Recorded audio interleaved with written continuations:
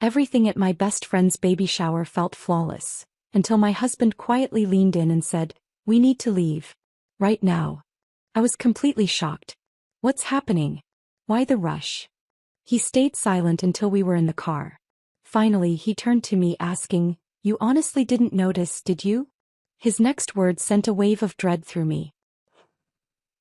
The celebration was in full swing when I noticed Donald had gone completely still. He stood frozen near the refreshment table, his physician's eyes fixed on Lauren with the kind of focused attention he usually reserved for examining patients. Something about his posture sent a chill down my spine, even as the warm afternoon sun streamed through the windows and guests laughed around us. When he finally moved, it was to reach for my hand with a grip that told me everything had just changed, though I didn't yet understand why. I had arrived at Lauren's baby shower 2 hours earlier with genuine excitement, carrying carefully wrapped gifts and a heart full of joy for my dearest friend. The house had been transformed into something extraordinary. Lavender ribbons adorned every surface, delicate paper lanterns swayed gently from the ceiling, and elegant floral arrangements created an atmosphere of refined celebration. Lauren had always possessed an eye for detail, but this level of perfection exceeded even her usual standards. The guest list represented a carefully curated selection of Lauren's social and professional circles. Women from her position at the hospital mingled with neighbors, charity board members, and families I recognized from various community events. Each person seemed genuinely pleased to participate in celebrating Lauren's journey toward motherhood, their faces bright with the particular joy that accompanies welcoming new life into the world. Before we continue, I want to thank you for joining me in sharing these stories about trust and betrayal. If you believe that truth matters more than misplaced loyalty, please consider subscribing. It helps us reach more people who need to hear this. Now let's see what Michelle discovers next. Lauren moved through the gathering with remarkable grace, one hand resting protectively over the gentle curve of her belly while she accepted congratulations and well wishes from each guest. Her radiance appeared authentic and natural, the kind of glow that people associate with expectant mothers in their second trimester. She spoke with enthusiasm about the nursery preparations, her prenatal appointments, and the excitement she and her husband Alaric shared about becoming parents. The gift-opening ceremony had drawn everyone into the living room, where Lauren positioned herself in an antique armchair that had belonged to her grandmother. The packages surrounding her created a colorful display of anticipation, each one wrapped with care and chosen with thought. Traditional baby gifts appeared alongside more practical offerings: clothing sets in neutral colors, soft blankets, educational toys, and various items that new parents require. However, the monetary donations proved most remarkable. Family after family approached Lauren with sealed envelopes, explaining their preference to contribute to her charitable foundation rather than purchase conventional gifts. New Beginnings, as Lauren had named her organization, focused on supporting families who had experienced pregnancy loss or infant mortality. The concept resonated deeply with many attendees, particularly those who had endured similar tragedies in their own lives. The Henderson family shared their story of losing their 3-month-old son to sudden infant death syndrome. Mrs. Martinez spoke quietly about multiple miscarriages that had preceded the successful birth of her now teenage daughter. An elderly woman named Mrs. Chin described the stillbirth of her only child 20 years earlier, tears gathering in her eyes as she pressed her donation into Lauren's hands. Lauren received each story with profound compassion, her own eyes filling with tears as she listened to these accounts of loss and resilience. She spoke eloquently about how the foundation would utilize their contributions to provide support groups, professional counseling services, and financial assistance to families navigating similar experiences. Her passion for the cause appeared genuine and deeply personal, which only enhanced the emotional impact of these exchanges. Throughout the afternoon, I observed my husband with growing concern. Donald rarely enjoyed large social gatherings, preferring the structured environment of his medical practice to the unpredictable dynamics of parties. I had persuaded him to attend by emphasizing the importance of supporting Lauren during this significant milestone, but his discomfort seemed more pronounced than usual. He had positioned himself near the back of the room during most activities, his arms crossed and his expression increasingly troubled. When I caught his attention and offered an encouraging smile, he managed only a brief nod in response. His usual composure appeared strained, as though he were wrestling with some internal conflict that I could not identify. The monetary contributions accumulated throughout the afternoon, eventually totaling several $1,000s according to Lauren's careful tallying. Each donation represented not merely financial support but also an act of faith from families who trusted Lauren to honor their losses by helping others in similar circumstances. I felt privileged to witness such generosity and grateful that my friend had found a meaningful way to channel her own journey toward motherhood into service for others. Lauren's husband Alaric maintained his position close to her side throughout the celebration, embodying the role of devoted father-to-be with obvious pride. He assisted her in managing the gifts, engaged warmly with guests, and demonstrated the kind of protective attentiveness that expectant fathers typically develop. Their partnership appeared solid and mutually supportive, exactly what one would hope to see from a couple preparing to welcome their first child. As the party began to conclude and guests started collecting their belongings, I helped Lauren organize the gifts and secure the donation envelopes. The afternoon had exceeded all expectations in terms of attendance, generosity, and emotional resonance. Lauren expressed her gratitude repeatedly, emphasizing how overwhelmed she felt by the outpouring of support from family and friends. It was during these final moments of the celebration that Donald's behavior shifted dramatically. I discovered him standing by our car in the driveway, his keys already in hand and his face drained of color. The transformation from his earlier discomfort to this level of obvious distress alarmed me immediately. "Donald, what are you doing out here?" I asked, approaching him with growing apprehension. He looked at me with an expression I had never witnessed before, combining deep concern with something darker that I could not immediately interpret.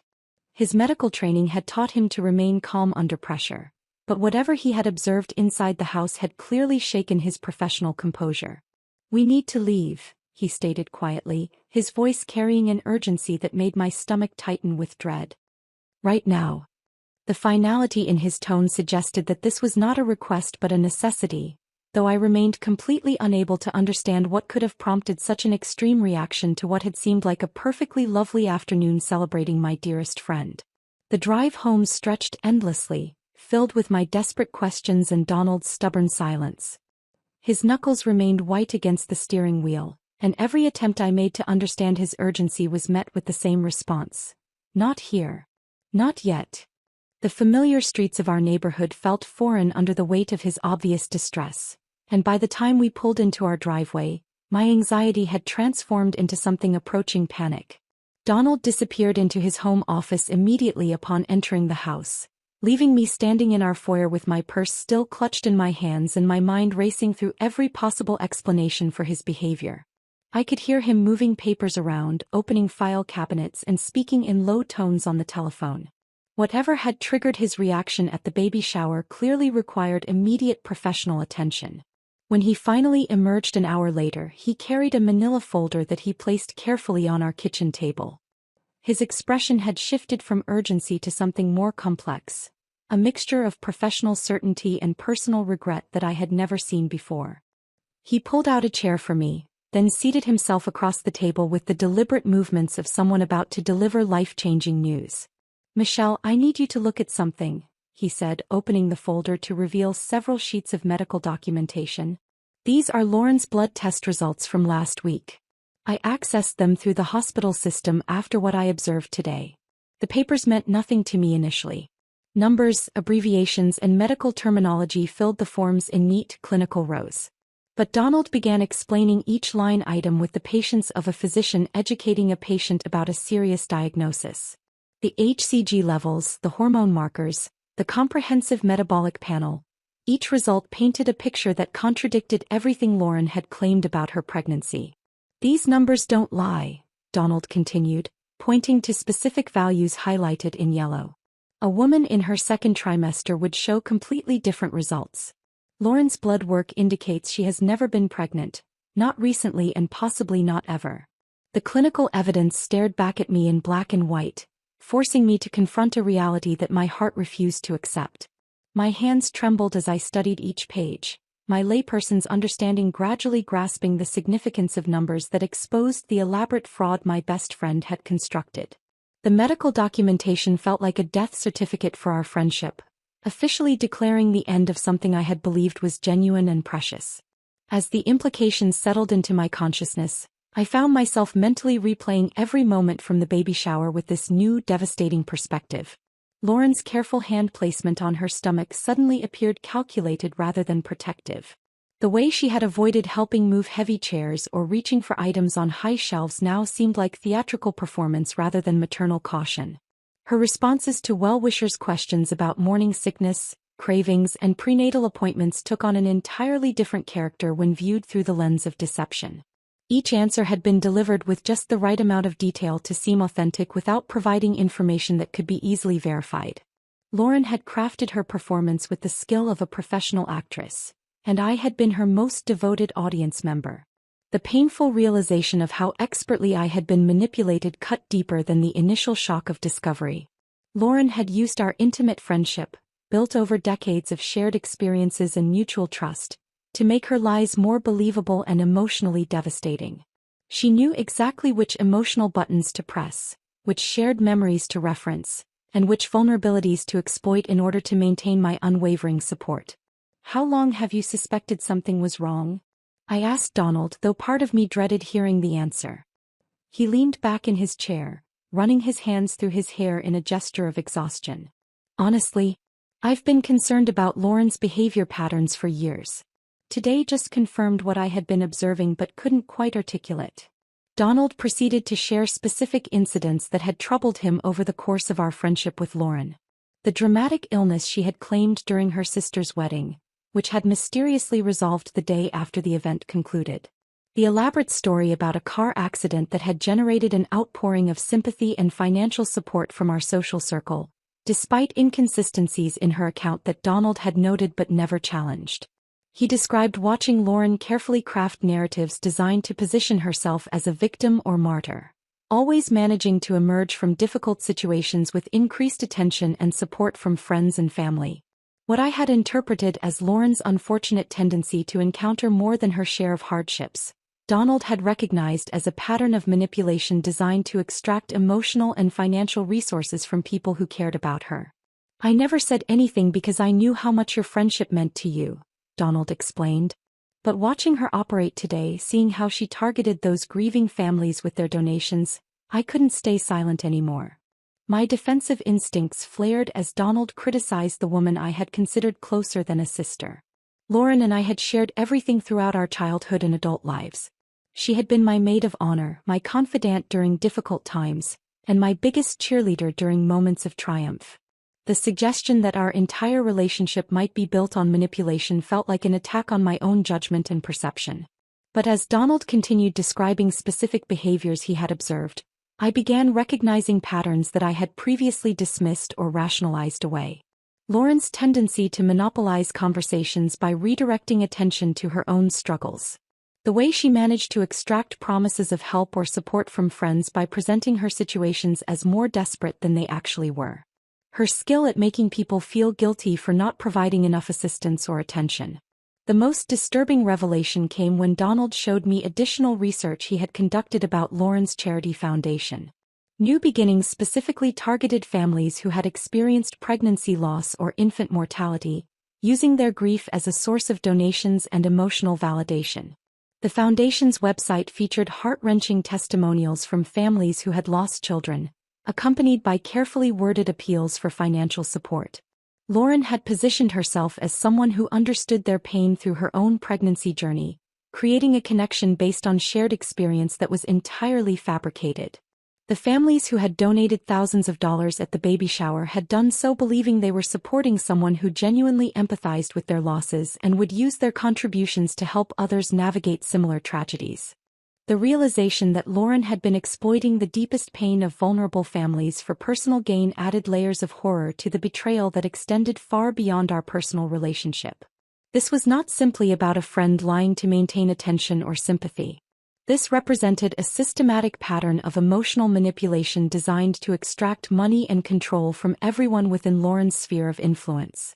As Donald and I sat in our kitchen surrounded by the clinical evidence of Lauren's deception, I began to understand that the woman I thought I knew had never actually existed. The Lauren I loved was a carefully constructed persona designed to elicit specific responses from the people around her. Every shared memory, Every moment of apparent vulnerability, every expression of friendship had been calculated to serve her purposes rather than reflect genuine emotion or connection. The weight of this realization settled over me like a heavy blanket, making it difficult to breathe as I contemplated the magnitude of what I had discovered.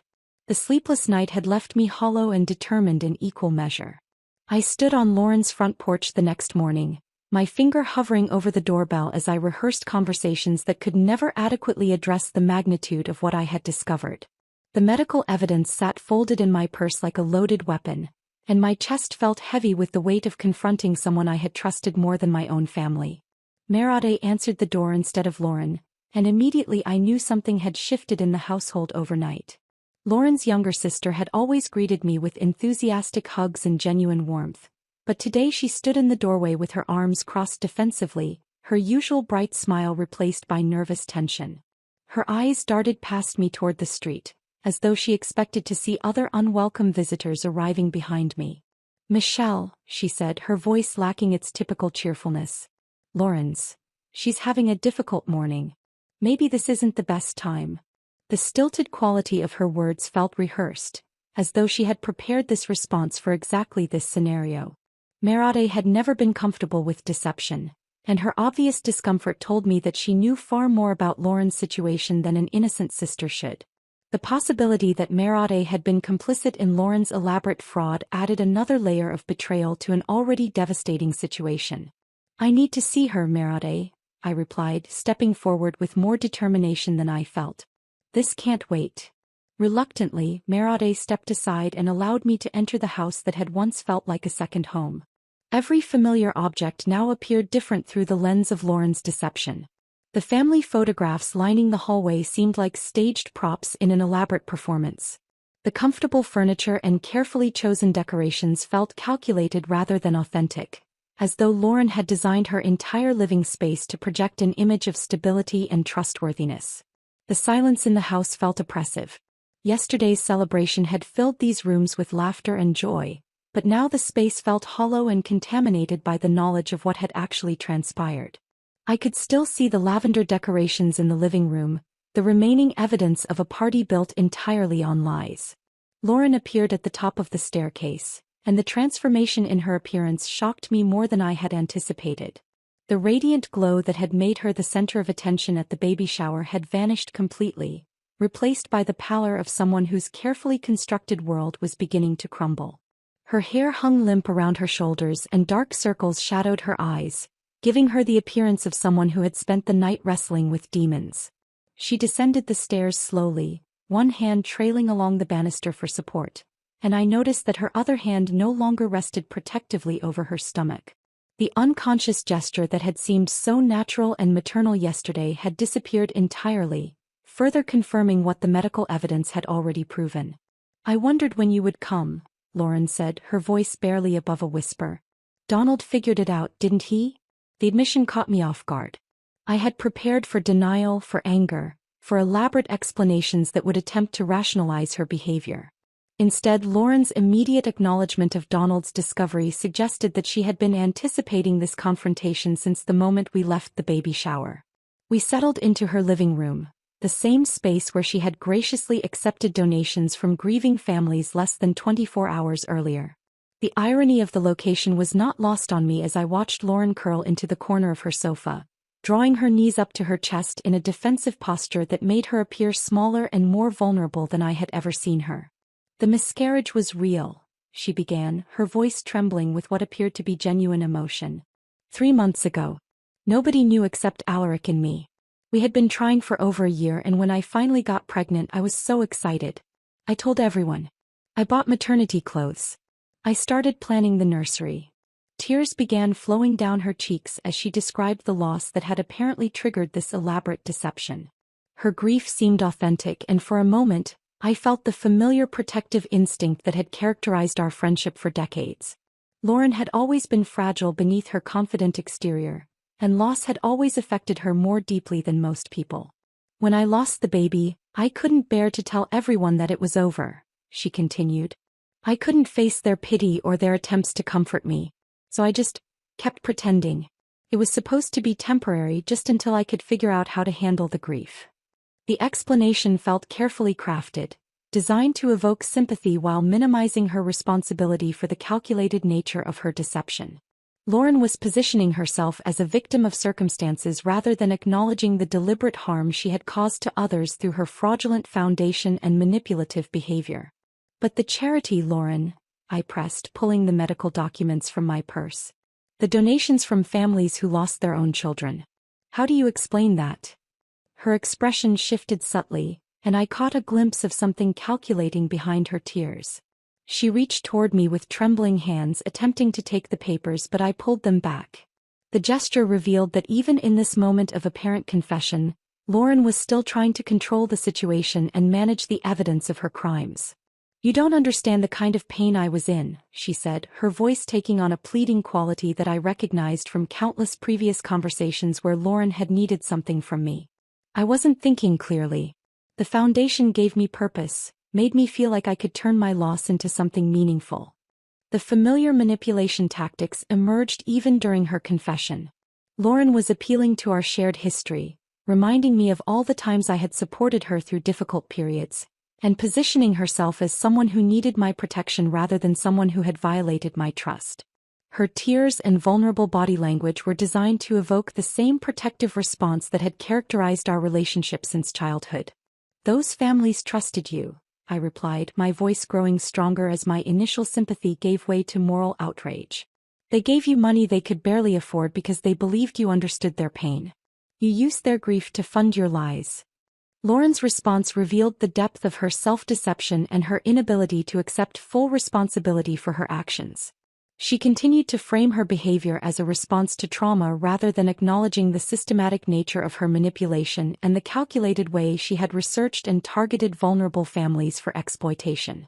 As our conversation continued, I began to understand that Lauren viewed our friendship not as a mutual relationship built on trust and affection, but as another resource to be managed and exploited for her benefit.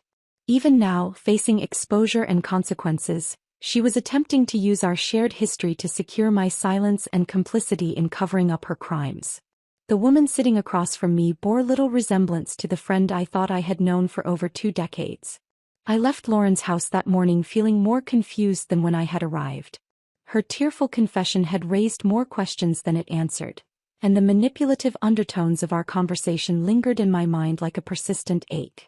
The short drive home felt interminable as I grappled with the realization that even during her moment of supposed honesty, Lauren had continued to position herself as the victim rather than accepting accountability for the harm she had caused.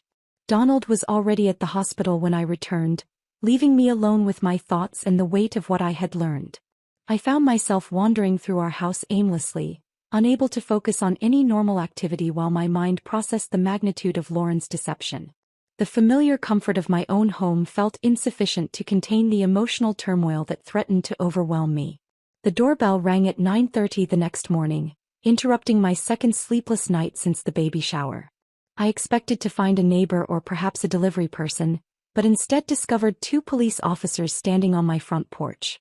Detective Sarah Coleman introduced herself and her partner, Detective Mark Rivera, before explaining that they were investigating potential fraud related to the New Beginnings Charity Foundation. We understand you attended a fundraising event recently where donations were collected for this organization, Detective Coleman stated, consulting her notebook with professional efficiency. We'd like to ask you some questions about what you observed. The formal nature of their inquiry immediately elevated Lauren's deception from a personal betrayal to a criminal matter. I invited the officers into my living room, my hands trembling slightly as I offered them coffee and tried to process the implications of their presence. The investigation was no longer theoretical or contained within our social circle. It had become an official legal proceeding with potentially serious consequences. Detective Rivera explained that they had received a complaint from the Hendricks family, who had donated $500 at the baby shower after sharing their story of losing their infant daughter to heart complications. Mrs. Hendricks had grown suspicious when she attempted to verify Lauren's pregnancy through mutual acquaintances and discovered inconsistencies in the timeline and details Lauren had provided about her condition. She started asking questions and realized that several details about the pregnancy didn't align with what she knew about Lauren's previous medical history, Detective Coleman continued. When she tried to research the New Beginnings Foundation online, she found irregularities in the financial reporting and contacted our fraud division. The revelation that other people had begun questioning Lauren's story provided both relief and additional complexity to my situation. I was not the only person who had been deceived, but I was also not the only person who would be affected by the investigation's outcome. The scope of Lauren's fraud extended far beyond our personal friendship into criminal territory that could result in serious legal consequences. Detective Rivera asked detailed questions about the baby shower, the donation process, and my knowledge of Lauren's pregnancy claims. I found myself providing factual answers while carefully avoiding any mention of the medical evidence Donald had shown me, uncertain about the legal implications of his access to Lauren's private health information. The conversation felt surreal as I described events that had seemed genuine and heartwarming just days earlier, now understanding them as calculated fraud. As the officers prepared to leave, Detective Coleman handed me her business card and explained that they might need additional testimony as their investigation progressed. The possibility of formal testimony forced me to confront a decision I had been avoiding since discovering Lauren's deception: whether to actively cooperate with the investigation or maintain some form of loyalty to our decades-long friendship. The moral dilemma consumed my thoughts for the remainder of the day. Lauren had betrayed my trust and exploited vulnerable families for personal gain, but she had also been my closest friend for over 20 years. The choice between protecting her from the consequences of her actions and ensuring justice for her victims felt impossibly complex, particularly given the magnitude of what testimony could mean for her future. Donald returned from the hospital that evening to find me sitting at our kitchen table, staring at Detective Coleman's business card. His immediate understanding of my internal conflict provided some comfort, but his perspective on the situation was characteristically clear and uncompromising. "Those families trusted her with their most precious memories and their hard-earned money," he said, settling into the chair across from me. "Staying silent makes you complicit in what she did to them." His words resonated with uncomfortable truth, but they also highlighted the painful reality that choosing to testify would effectively end any possibility of salvaging my relationship with Lauren. The decision would define not only how I responded to her betrayal, but also what kind of person I chose to be when faced with moral complexity. My phone began ringing throughout the evening with calls from mutual friends who had heard rumors about the investigation. Some expressed disbelief about the allegations against Lauren, while others admitted they had harbored suspicions about her behavior for years. The divided reactions within our social circle reflected my own internal struggle between loyalty and justice. The most disturbing call came from Lauren herself, whose voice carried a desperate quality that I had never heard before. She alternated between pleading for my silence and making veiled references to secrets from our shared past that she could reveal if I chose to cooperate with the investigation. The conversation confirmed my growing understanding that Lauren viewed relationships as leverage to be used for control rather than sources of mutual support and affection. By the end of that week, I had received visits from 3 different mutual friends who came to advocate for Lauren's protection. Each conversation followed a similar pattern, with well-meaning people urging me to consider the broader implications of the investigation for our entire social circle. The pressure to maintain silence felt overwhelming, but it also reinforced my realization that many people in our community had been complicit in enabling Lauren's manipulative behavior through years of willful ignorance. The investigation had transformed my private moral dilemma into a public test of character that would have lasting consequences for every relationship in my life. As news of the fraud investigation spread through our community, I found myself at the center of a social earthquake that revealed the true nature of people I had considered close friends for years.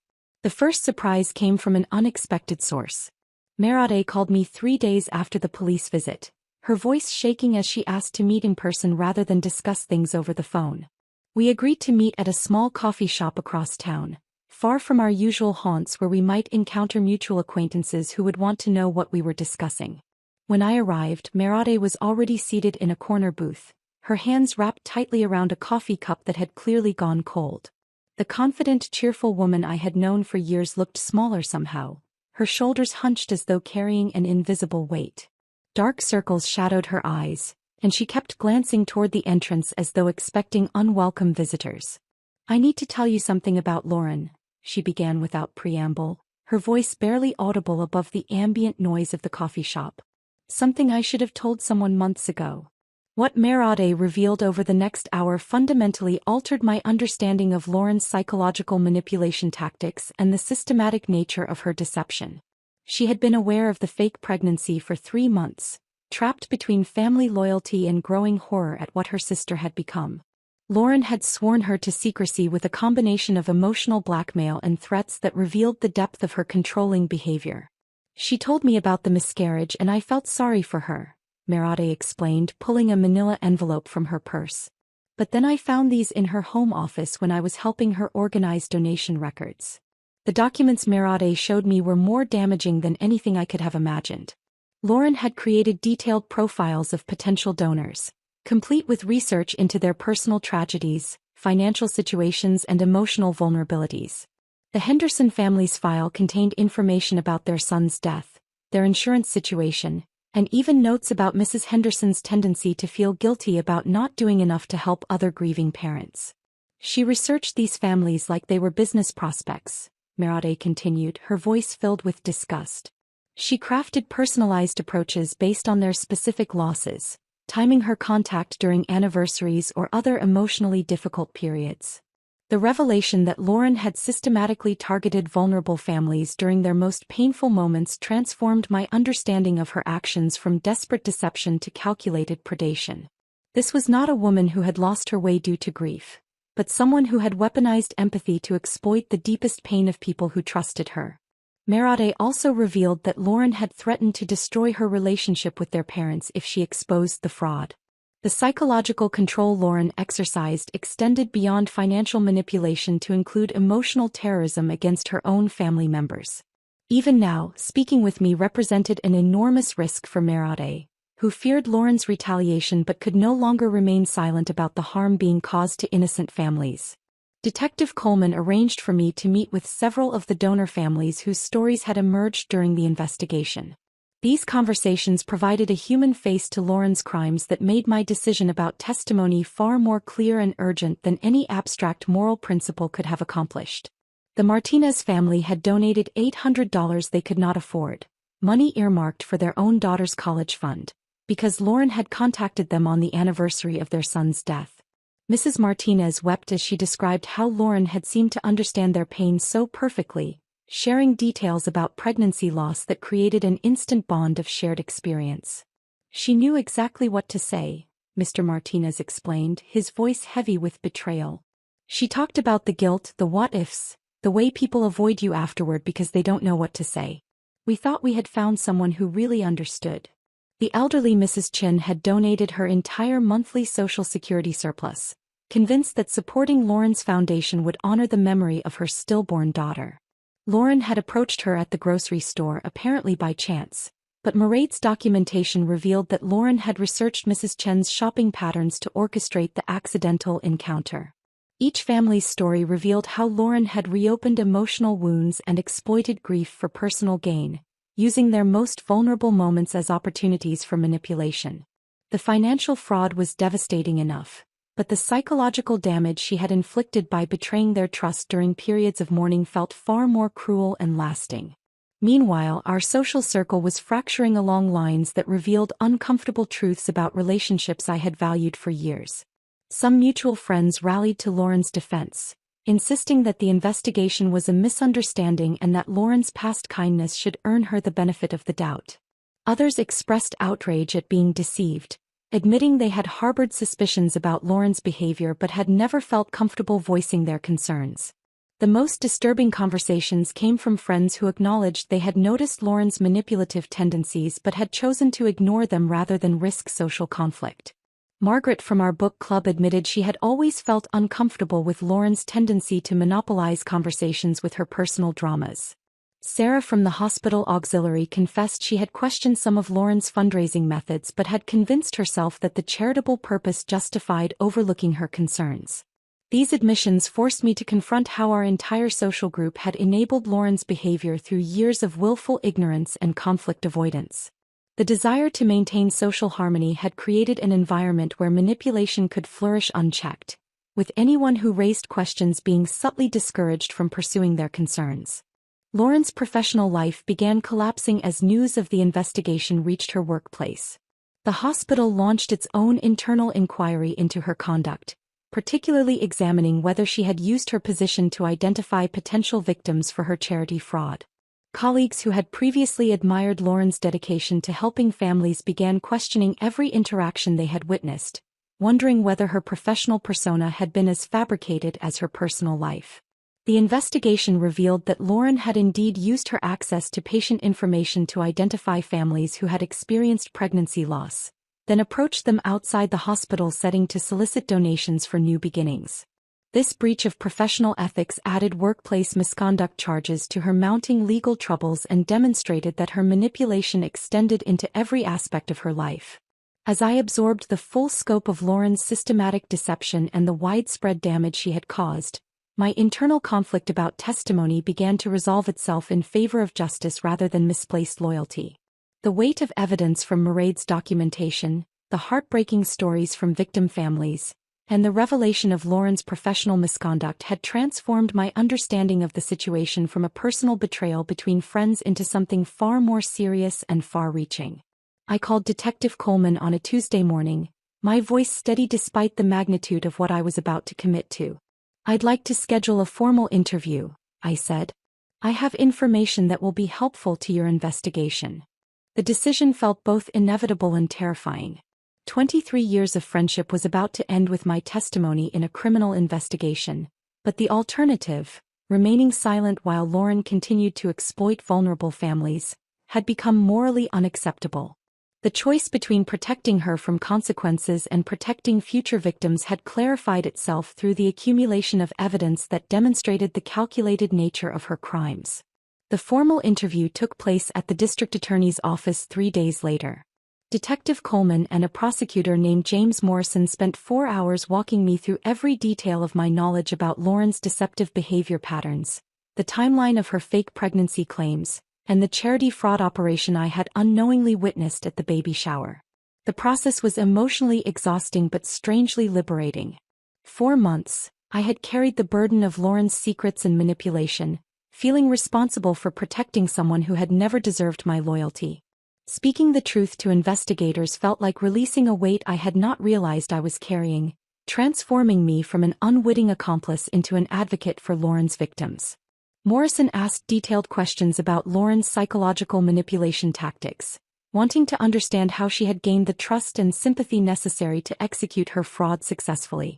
I described her skill at identifying emotional vulnerabilities in potential donors, her ability to craft personalized approaches that reopened grief wounds for her benefit, and her systematic research into families who had experienced pregnancy loss or infant mortality. The prosecutor was particularly interested in the baby shower itself, which he described as a criminal enterprise disguised as a social gathering. I provided photographs from the event, copies of correspondence about donations, and detailed accounts of how Lauren had orchestrated the afternoon to maximize sympathy and financial contributions from attendees who believed they were supporting a genuine charitable cause. As I recounted the events and behaviors I had witnessed over the years, the systematic nature of Lauren's deception became even more apparent. This was not a desperate woman who had lost her way due to grief, but someone who had deliberately constructed an elaborate criminal scheme designed to exploit the most vulnerable emotions of people who trusted her. The evidence-gathering process confirmed that Lauren's actions represented a deliberate criminal enterprise rather than a momentary lapse in judgment. Donald accompanied me to the interview, providing moral support and helping me process the complex emotions that arose from formally breaking loyalty to someone who had been central to my life for decades.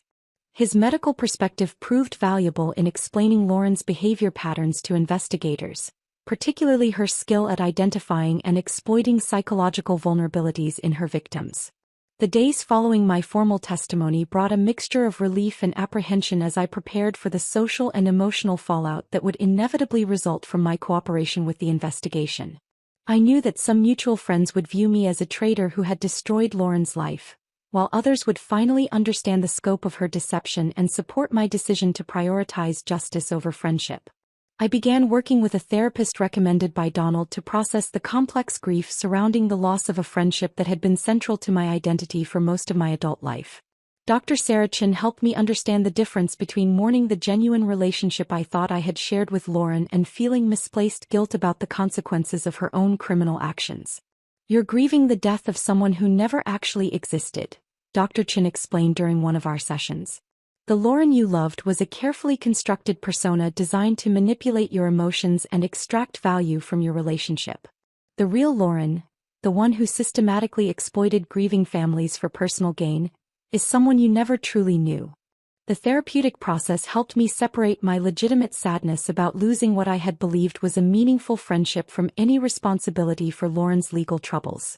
Her consequences stemmed directly from her own choices and actions, not from my decision to tell the truth about what I had witnessed and experienced. Donald proved instrumental in helping me maintain perspective during this difficult period. His unwavering support reinforced my understanding that protecting future victims was more important than preserving past loyalties, particularly when those loyalties had been based on deception rather than authentic connection.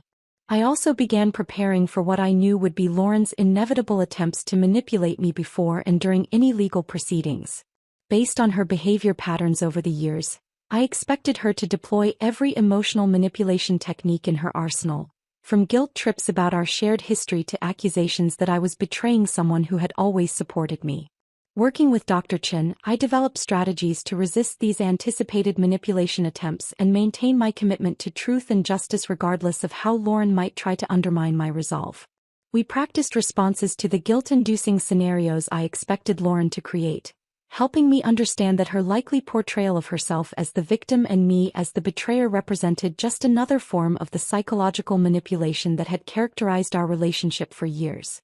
The preparation process reinforced my growing understanding of how Lauren's manipulation tactics had controlled our friendship, often making me feel responsible for her emotional well-being and protective of her reputation even when her behavior had been problematic. Breaking free from these ingrained response patterns required conscious effort and professional guidance, but it was essential for maintaining my commitment to supporting the investigation regardless of the personal cost. As the legal process moved forward, I found myself experiencing a sense of empowerment that I had not anticipated. For the first time in years, I was acting according to my own moral principles rather than managing Lauren's emotional needs or protecting her from accountability. The decision to provide testimony had transformed me from a victim of Lauren's manipulation into an active participant in seeking justice for all the people she had harmed. The months that followed brought a series of legal proceedings that would expose the full scope of her deception to public scrutiny and deliver consequences that exceeded anything I could have anticipated when I first walked into that district attorney's office. My testimony became a cornerstone of the prosecution's case against Lauren. The insider perspective I provided helped investigators understand the sophisticated psychological manipulation tactics she had employed to gain trust and exploit vulnerabilities in her victims. During my time on the witness stand, I detailed the years of behavior patterns I had observed, the calculated nature of her charity fraud operation, and the systematic way she had researched and targeted grieving families for exploitation. The courtroom atmosphere felt surreal as I recounted intimate details of a friendship that had spanned over 2 decades. Lauren sat at the defense table, occasionally glancing in my direction with expressions that alternated between pleading and accusatory. Her appearance had deteriorated significantly since the baby shower, with her previously immaculate presentation replaced by the hollow look of someone whose carefully constructed world was crumbling around her. The prosecution presented evidence that painted a comprehensive picture of Lauren's criminal enterprise. Bank records showed suspicious patterns of deposits coinciding with her charity fundraising events. Email communications revealed her systematic research into potential donors' personal tragedies and financial situations. Medical records confirmed the fabricated nature of her pregnancy claims and documented her misuse of professional access to patient information for identifying potential victims. Each piece of evidence felt like another nail in the coffin of the person I had believed Lauren to be. The woman I had loved and trusted for most of my adult life was revealed as someone who had weaponized empathy and exploited grief with the calculated precision of a career criminal. The testimony process forced me to confront the painful reality that virtually every aspect of our friendship had been contaminated by her manipulation and deception. Lauren's defense attorney attempted to portray her as a mentally ill woman whose actions stemmed from the psychological trauma of her miscarriage. They painted a picture of someone who had lost touch with reality due to overwhelming grief, positioning her fraud as the desperate actions of someone who needed psychiatric treatment rather than criminal punishment. The strategy might have been more effective if not for the overwhelming evidence of premeditation and systematic planning that characterized her crimes. The legal proceedings destroyed every aspect of Lauren's carefully constructed life with devastating efficiency. Her marriage dissolved within weeks of the charges being filed, as Alaric faced his own legal scrutiny for potential complicity in the fraud. The investigation revealed that he had been aware of the fake pregnancy for months and had actively participated in maintaining the deception during social interactions with friends and family. Lauren's professional reputation disintegrated as the hospital terminated her employment and launched their own investigation into her misconduct. The medical board initiated proceedings to revoke her professional licenses, ensuring that she would never again have access to patient information that could be exploited for personal gain.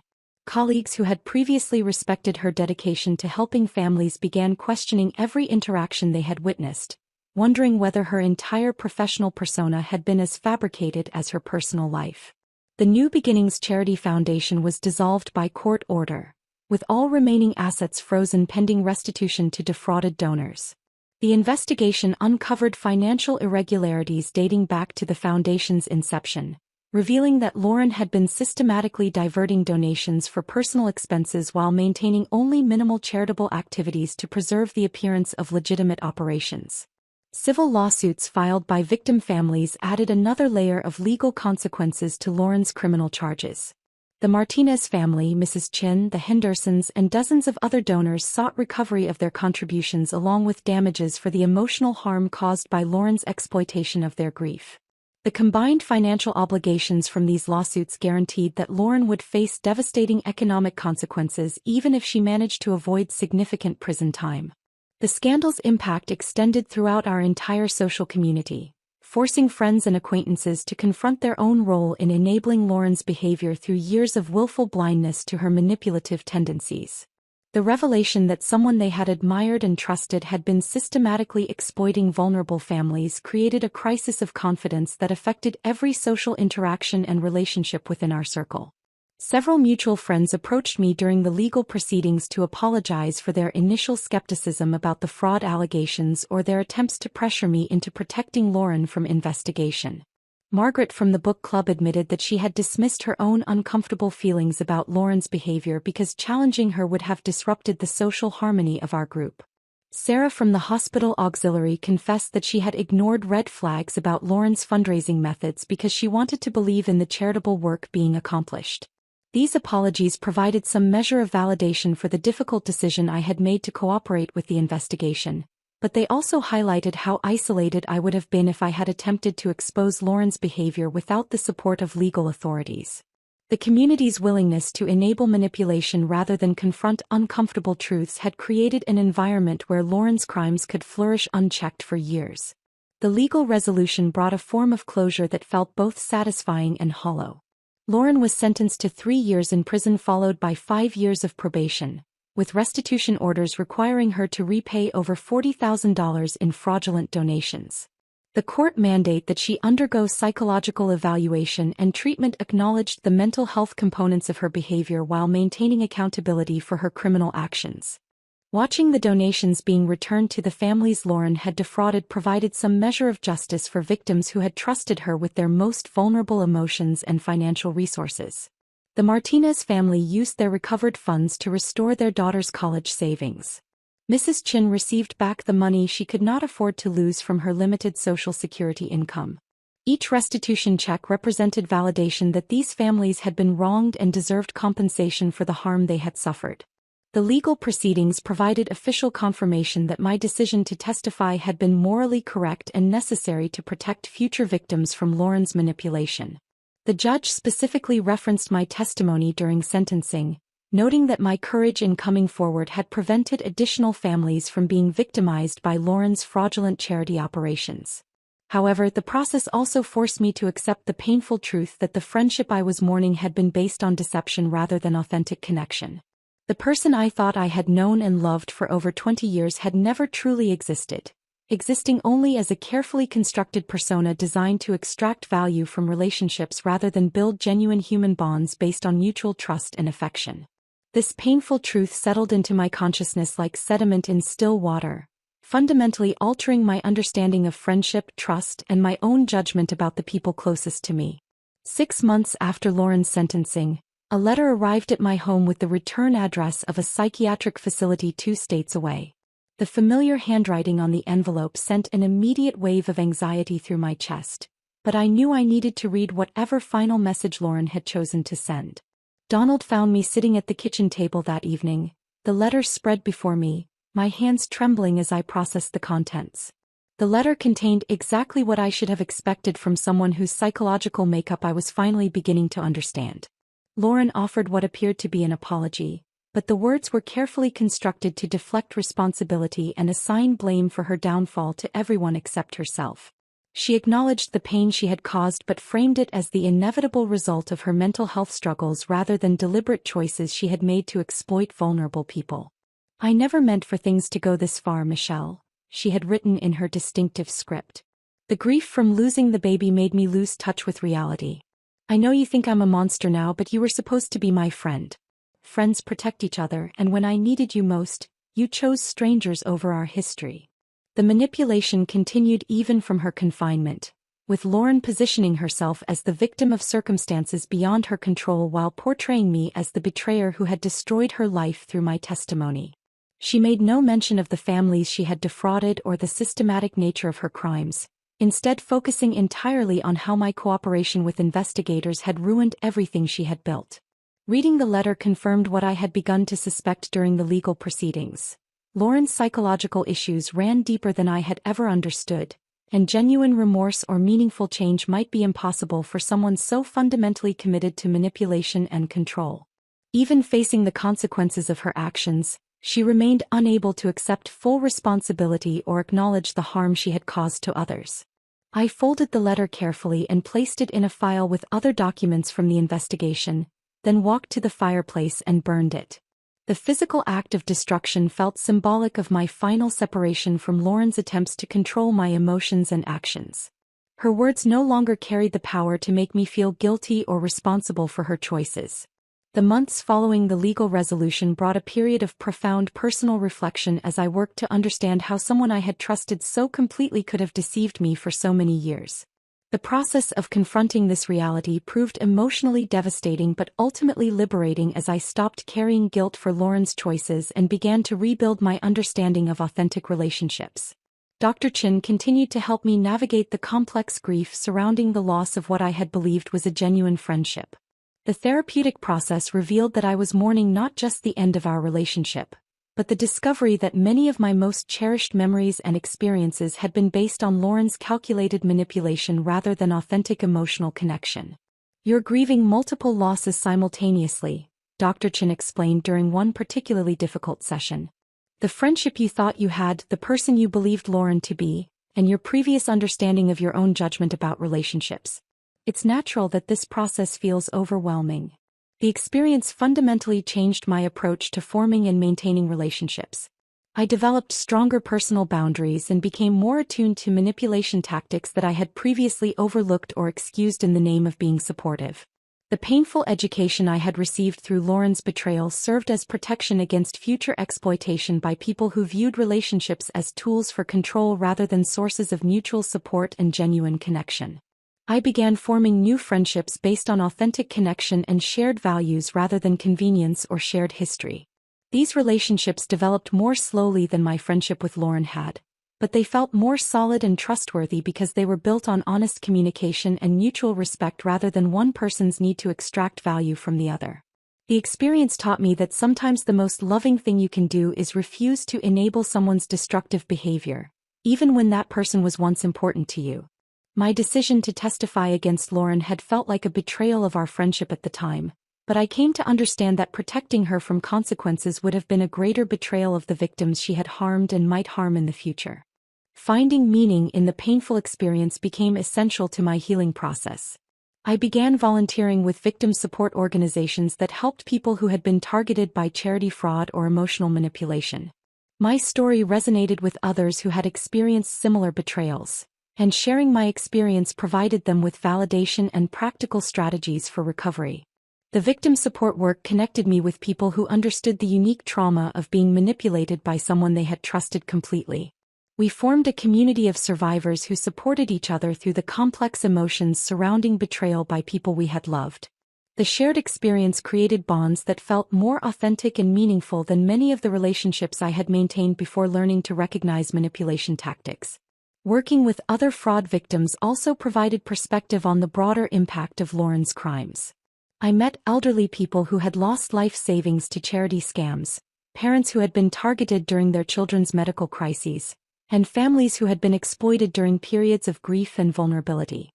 Each story reinforced my understanding that my decision to cooperate with the investigation had been necessary to protect others from similar harm. The transformation from victim to advocate provided me with a sense of purpose that helped me process the complex emotions surrounding my decision to expose Lauren's crimes. Rather than simply moving past the experience, I found ways to use what I had learned to protect other vulnerable people from manipulation and fraud. Donald often remarked on the positive changes he observed in my character and relationships following the resolution of Lauren's case. The experience had made me more discerning about the people I allowed into my inner circle, but also more compassionate toward others who had experienced betrayal or manipulation in their own lives. The painful journey had ultimately led to personal growth that I could not have achieved through easier circumstances. I learned to trust my instincts about people's character, to value authenticity over charm, and to prioritize protecting vulnerable people over maintaining comfortable social relationships that enabled harmful behavior. The legacy of Lauren's betrayal became not just a cautionary tale about the dangers of manipulation, but a source of strength and wisdom that I could share with others who needed protection from similar exploitation. If this story of betrayal and justice kept you captivated until the very end, hit that like button right now. My favorite part was when Michelle finally decided to testify, choosing truth over misplaced loyalty.